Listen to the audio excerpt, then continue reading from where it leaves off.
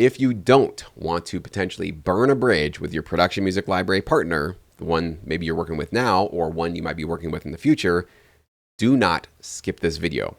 This is a very common concern and very common issue that pops up with a lot of newbie producers in sync licensing. And I want to make sure that you don't fall into the trap of potentially souring a really great relationship in your career. Okay. Something recently popped up in Sync Academy, and it was a producer that was sharing a pretty horrifying and scary situation. And I validated him first and foremost, but I also gave him a little bit of helpful feedback for how he can approach the situation to not sour the relationship with his library partner and also not give into panic and anxiety about the situation, because giving into panic and coming to a problem in this business with that kind of anxious energy can really, really burn bridges in this industry very, very quickly. So I want to share the scenario. I want to share what I think is the smart approach to it. And for all of your benefit here on YouTube, you guys can hopefully learn from this scenario, this story, and make really smart professional decisions in your career. Okay, what happened? This producer basically was about to release one of his, I think it was one of his first albums or set of tracks with a pretty major publisher. And as they were about to release it, he goes online to preview it, and he realizes that in a lot of the stems, and maybe even some of the main mixes, there were a lot of audible clicks and pops. So audio artifacts that were not supposed to be there.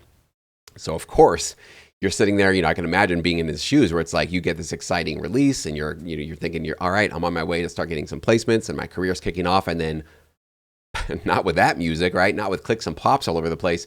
Because if you're not aware, any audio editor or music supervisor that potentially might want to use your tracks, if there's audio artifacts and clicks and pops and distortions and weird stuff going on, it's just not going to get placed, right? Because they're going to hear that and go, I like the music, but there's something weird with this audio file. I don't know what's going on. Let's just go to the next one.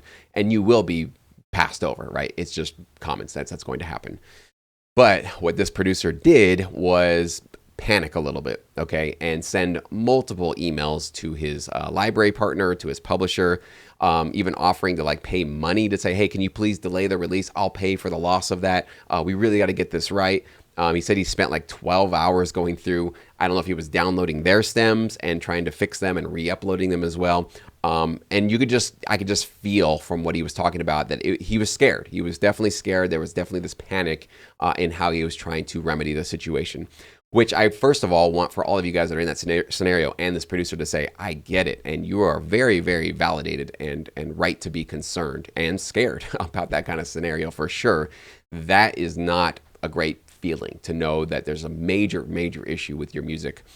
Just so you guys know, in my career, I've had tracks that were not registered properly, didn't show me as the writer. I've had some mixes in my career where the drums were shifted a full quarter note off the beat. So the music was not even mixed properly. It wasn't even playing the song that I had produced. It was playing some weird, crazy version of it. I've been through all of these scenarios in my career. So what I wanted to let him know and let all of you guys know is the first thing you got to keep in mind is try not to panic, okay? If you're in this industry for multiple years, multiple decades, you're really trying to go at this as a serious professional. If you have to delay, an album, or let's say that they release, these tracks and there's clicks and pops, and it takes them maybe a couple of days or maybe even a couple of weeks to go ahead and send their fixed versions of them, is that really going to make or break your entire career? No, really, really, really not, okay? I've had so many albums delayed, pushed off, not released, or not released on time, on schedule. As I said, missing registrations, every problem in the book, you name it. And none of those stopped me from turning this into my career. And the reason why they didn't is because I didn't panic, okay?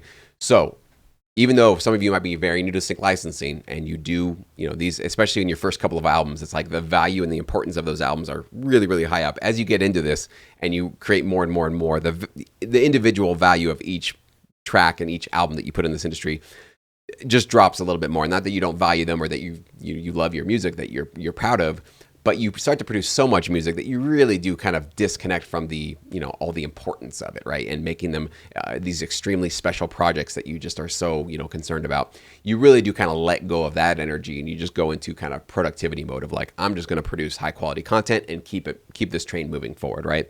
But I get it. In the beginning, that mindset is not clearly established yet. But what can happen, and this is a mistake, and what I was trying to really caution and coach this producer away from, is in these moments of panic, if you are relentlessly bombarding your publisher with emails and calls, and you're loading them up with a whole bunch of just anxiety, that can really sour a relationship with that publisher. Whereas if this was just a solvable problem, if you had approached it and do approach it as a professional to say, hey, here's a problem I noticed. I know this is getting released on the site here soon. We got to get these fixed though, because like publishers aren't going to place this, and TV clients aren't going to place this, and a publisher is not going to earn any income either. Your library is not going to earn any income either because of those clicks and pops. So you got to always remember that their interests are at stake. You're a partner with them, right? So just coming to them with a courtesy, professional email saying you noticed it, you want to be a part of the problem or part of the solution to fix it. I think that was really great what this producer did, is to say, hey, I'll fix them on my end to make sure you guys don't even have to. That's great. You're coming to the solution, but don't bombard them with emails. Don't bombard them with calls. As you would with any professional relationship, send them an email, let them know what the issue is. Give them a day or two to reply, to get back to you, okay? If they don't get back to you in one day, it's not the end of the world. Again, this isn't like, either your album gets released perfectly on day one or you have no career in this industry. That is not at all what's on the table. That's not the conversation that's being had right now. If, worst case scenario, they don't reply to you, and let's say they're really ignoring you, or they kind of give you some like, hey, stop bothering us with this, that would be really, really sad and unfortunate, but that also might be a blessing, because maybe you get a sign really early on in your relationship with this particular production music library that they're not the right partner for you, right? If they're not taking your concerns seriously, if they don't care enough about the music they're putting out to take out the clicks and pops, why would you want to continue working on with a library like that? So you can see it as a sort of blessing in disguise, that maybe if they don't fix this in a timely manner, you might think twice about, do I want to continue putting music out through this sort of publisher? But I told this producer, I said, chances are, if you got a great relationship with them and you've been communicating with them fairly regularly, chances are it'll get fixed, okay? Might take a couple of days, might even take a week or two, but we have to make sure that we sort of keep this calm, cool, collected, professional mindset as we go through this business, because trust me, if this is stressful, boy, there are much bigger fish to fry in this industry that are totally going to stress you out, make you anxious, make you concerned, and really, really get under your skin. So always make sure that you usually can assume the best in people, that people aren't usually trying to screw you over or do things, but we're human beings all in this industry, right? Production music libraries, composers, TV clients, people who are responsible for those cue sheets, which, by the way, spoiler alert, you're going to have a ton of missing ones in your career, okay? If that kind of thing already stresses you out before you even start to deal with them, maybe this is not the right industry for you. So I just want you guys to be aware of this, that there are errors, there's going to be loss of royalties, there's going to be missing cue sheets, there's going to be wrong registrations, there's going to be missing registrations, you're going to get libraries that, sometimes go a little bit cold on you and they're not as active and responding to your emails. All of these things are just a part of life. I mean, not just sync licensing, they're just all a part of working with other human beings in any industry on planet Earth. And so if you want to be able to get to the point where this is full-time income for you, or even at least part-time, you got to figure out a way in your own mind to rise above a little bit of that panic, right? And I'm subject to this too. So I'm not on a soapbox preaching down to you. I constantly am dealing with these kind of issues in panic in various forms in my life, okay? So I'm constantly have to remind myself, okay, I feel the panic, I feel the anxiety, I feel the big concern. Is that going to help me get through this right now? Is that really warranted? Is that really going to be some energy and some a way to process this that's really going to be beneficial or productive for me in the long run? Chances are probably not, unless I'm literally in a burning car and I need to panic and get out of it. Most things in my life, panic and anxiety usually aren't going to be very, very helpful for me. So it's okay to recognize it, and it's really healthy to recognize that, wow, yeah, I'm feeling anxious and panicked about this. But also to find another part of your brain that can step right above that, the executive part of our brain to step right above that to go, okay, but if I'm a professional sync licensing producer and I'm just a professional in general, how would a professional handle this? Would a professional send multiple frantic emails within the span of a couple of days? Probably not. That's not what professionals do. Professionals probably would just take it as, a professional would, which is let them know, email them, give them not forever to reply to you, but give them a day or two to reply to you.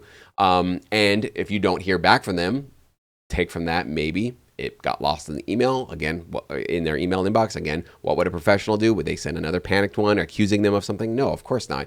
You just say, hey, that last email didn't get replied to. This is really, really important. I think this is of a timely manner because you've got your album getting released. This is really going to get in the way of us both earning sync fees and royalties. So we need to address this as soon as possible. Let me know how I can be a part of the solution. I want to make sure that we do this right. Okay. That's what I want to let you guys know. It's an industry that sometimes works so slowly, takes forever, of course, to get placements, to get royalties.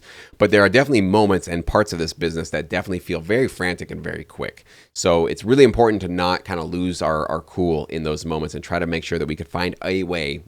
You find your own way, right? I have my own strategies, but you find your own strategy to rise above a little bit of that noise and just come at this with a professional mindset. So hopefully that advice is useful for you guys all.